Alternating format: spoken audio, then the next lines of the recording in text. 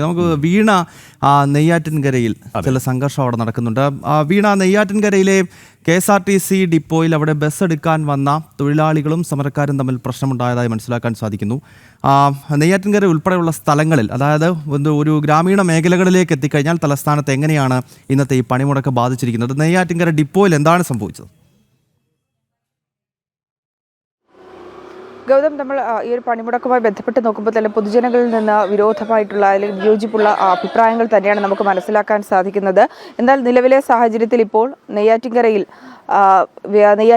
KSRTC ഡിപ്പോയിലാണ് ഇന്ന് ഇതുമായി ബന്ധപ്പെട്ട് രാവിലെ 6 മണിക്ക് ഡ്യൂട്ടിയിലെത്തിയ KSRTC ജീവനക്കാർക്ക് നേരെയാണ് വാക്കേറ്റമുണ്ടായത്, കയ്യേറ്റമുണ്ടായത്. അതായത് നിങ്ങൾ ഈ സമരത്തിനെ പിന്തുണയ്ക്കണം, ഈ പണിമുടക്കുമായി ഒപ്പം നിൽക്കണം എന്നുള്ള കാര്യങ്ങളാണ് സമരാനുകൂലികൾ പറഞ്ഞത്. എന്നാൽ KSRTC ജീവനക്കാർ കഴിയില്ല, തങ്ങൾക്ക് ഒപ്പം നിൽക്കാൻ കഴിയില്ല എന്നുള്ള അഭിപ്രായങ്ങൾ പ്രകടിപ്പിച്ചുവെങ്കിൽ പോലും കഴിഞ്ഞ പണിമുടക്കിലൊക്കെ സമാനമായി നൽകിയ പിന്തുണ നൽകണമെന്ന് ആവർത്തിക്കുകയും പക്ഷേ ജനങ്ങൾക്ക് ബുദ്ധിമുട്ടാകുന്ന തരത്തിലുള്ള സർവീസുകൾ മുടക്കിക്കൊണ്ടുള്ള പ്രവർത്തനവുമായി മുന്നോട്ട് പോകാൻ കഴിയില്ലെന്ന് അറിയിക്കുകയും ചെയ്തു. തുടർന്നാണ് ഇതുമായി ബന്ധപ്പെട്ട് സമരക്കാരും, അതായത് CPM അനുകൂല സമരക്കാരും അതുപോലെ തന്നെ KSRTC ജീവനക്കാരും തമ്മിൽ കയ്യേറ്റമുണ്ടായത്. രാവിലെ 6 മണിക്കാണ് ഈ ഒരു സംഭവം നടക്കുന്നത്. 40ഓളം ജീവനക്കാരാണ് ഇന്ന് രാവിലെ ഡ്യൂട്ടിക്ക് എത്തിയത്. തുടർന്ന് ഈ കയ്യേറ്റവും വാക്കുതർക്കവും നടക്കുന്നുണ്ടെങ്കിൽ പോലും 3 ബസ്സുകൾ അവിടെ നിന്ന് സർവീസ് ആരംഭിക്കുവാൻ സാധിച്ചിട്ടുണ്ട് എന്നുള്ളതാണ്. അത് KSRTC ജീവനക്കാരെടുത്തതിന്റെ കൃത്യമായ നിലപാടിന്റെ ഭാഗമായി തന്നെയാണ് ആ 3 ബസ്സുകളുടെയും സർവീസ് ആരംഭിക്കാൻ സാധിച്ചത്. പക്ഷേ അത് എത്ര ദൂരം പോകുമെന്നുള്ളതിൽ ആശങ്ക നിലനിൽക്കുന്നുണ്ട്. ദീർഘദൂര സർവീസുകളാണ്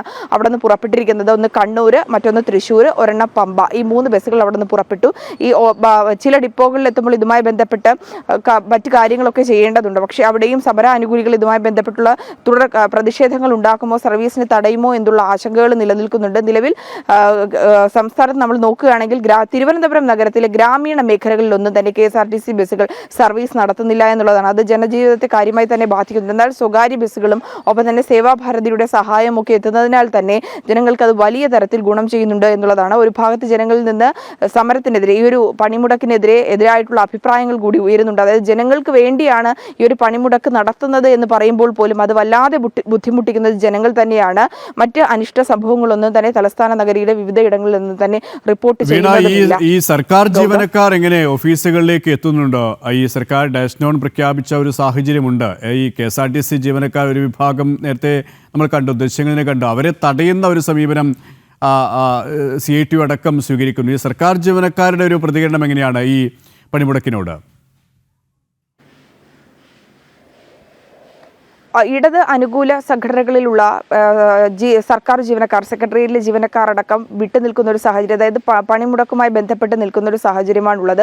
സെക്രട്ടേറിയറ്റിലെ എംപ്ലോയീസ് സംഘം അടക്കമുള്ള ജീവനക്കാർ സെക്രട്ടേറിയറ്റിലേക്ക് എത്തുമെന്ന് തന്നെയാണ് അറിയിച്ചിരുന്നത്. ഇവർ സ്വകാര്യ വാഹനങ്ങളും ഒക്കെ ആയിട്ട് അവരുടെ സ്വന്തം വാഹനങ്ങളിലും അല്ലാതെയുമായി തന്നെ ഇന്ന് ജോലിക്ക് എത്തുമെന്നുള്ള കാര്യങ്ങൾ കൂടി ഉറപ്പിച്ചു പറഞ്ഞിരുന്നു. അതിനാൽ തന്നെ ഇതുമായി ബന്ധപ്പെട്ടുള്ള സഹായങ്ങൾ ചെയ്യണമെന്ന് ചീഫ് സെക്രട്ടറിക്ക് അടക്കം കത്ത് നൽകിയിരുന്ന ഒരു സാഹചര്യം കൂടി ഉണ്ടായിരുന്നു.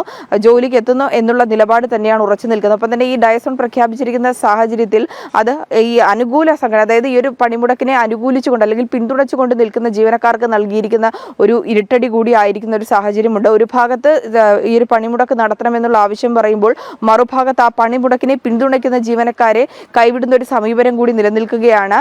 ട്രെയിനുകളിലും ഒപ്പം തന്നെ ബസ്സുകളിലും ഒക്കെ ആയിട്ട്, അതായത് രാവിലെ ബസ്സുകളൊന്നും ഇല്ലായിരുന്നു. ഈ രാവിലെ മറ്റ് ജില്ലകളിൽ നിന്ന് പുറപ്പെട്ട ദീർഘദൂര സർവീസുകൾ തിരുവനന്തപുരത്തെത്തി സർവീസ് അവസാനിപ്പിക്കുന്ന ഒരു സാഹചര്യമാണ് ഉണ്ടായിരുന്നത്. അതിനാൽ തന്നെ അതിരാവിലെയൊക്കെ 9 മണിക്ക് ഡ്യൂട്ടിക്ക് കയറേണ്ടവർ അതിരാവിലെയൊക്കെ തലസ്ഥാനത്ത് എത്തിയതിന്റെ കാഴ്ചകളൊക്കെയാണ് നമുക്ക് ഇന്ന് കാണാൻ സാധിച്ചത്. ഓക്കെ വീണ, എന്തായാലും നെയ്യാറ്റിൻകര ഡിപ്പോയിൽ ബസ് എടുക്കാനെത്തിയ തൊഴിലാളികളെ തൊഴിലാളി സ്നേഹം പറയുന്ന സംഘടനകൾ തടഞ്ഞിരിക്കുകയാണ്. അവിടെ നേരിയ സംഘർഷമുണ്ടായിരിക്കുന്നു. ഈ വീണ പറഞ്ഞു നിർത്തിയത് ഈ ഡയസ് ഡൗൺ പ്രഖ്യാപിച്ചു സർക്കാർ.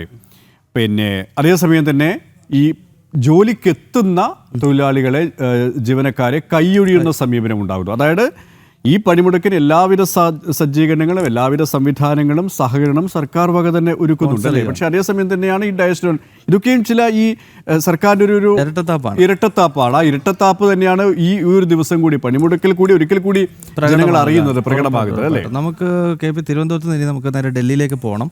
കാരണം ഉത്തര ഭാരതത്തിൽ എന്താണ് ഈ പണിമുടക്ക് അവർ അറിഞ്ഞിട്ടുണ്ടോ ഇല്ലയോ എന്നുള്ളത്